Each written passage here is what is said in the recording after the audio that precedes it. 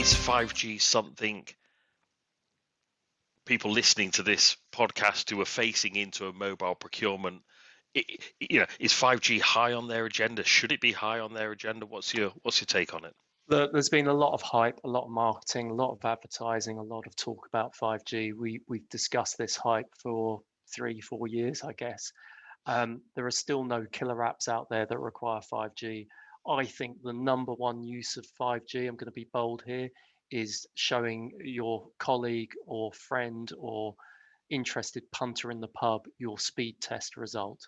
You're only saying that because you've had me showing you my speed test results on the regular. And I was literally talking to a senior account director at one of the MNOs yesterday who told me that they'd just got a 5G phone and all they've done so far is a speed test. And I was like, this is music to my ears. So look, 5G is the future, undoubtedly. This is a repetition of what we saw with 4G. The first few years, low coverage, low number of devices, low number of apps that utilize the benefits of that generation of mobile technology. But after a few years, you begin to get apps that are feature rich, that require the low latency, that require the greater speed. But today, in short, and I know we've got other material on our website if people want to look at it in more detail. Today, there's no real business justification for having a 5G device.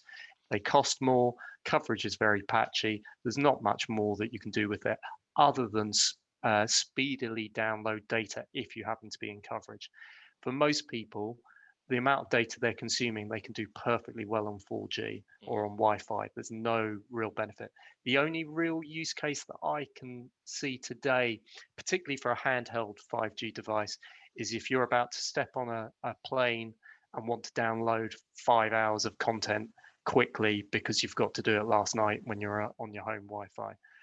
How much of that is relevant to business and how much is it actually the sort of personal use? I'll leave individual organizations to discuss their usage policy. But beyond that, 5G definitely has its place, but I don't think it's in the handheld device.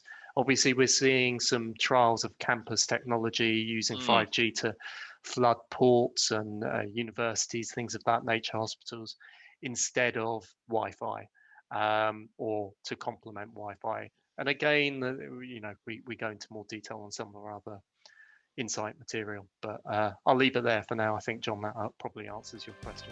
No, that's fantastic. Very, very interesting. Very well summarized.